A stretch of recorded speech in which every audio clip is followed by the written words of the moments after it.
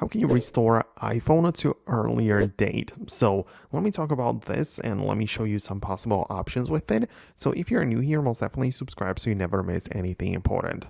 Of course, if you want to just set the time to a different previous time, you can check out the settings app, go to the general date and time, and turn off the automatic selection and just literally choose a different time zone or select it by going back in a time and restore it to the previous date if you mean it in that sense.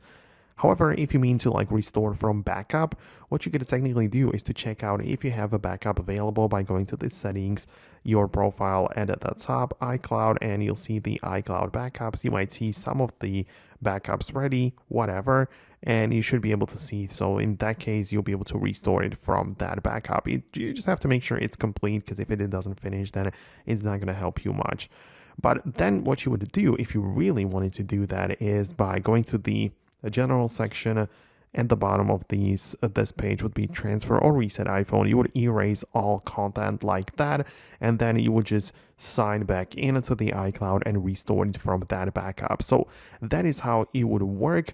This is the general blueprint of how you could get it done. Just as I said, make sure you actually want to do it and that you have proper backup ready so you don't lose any of your files.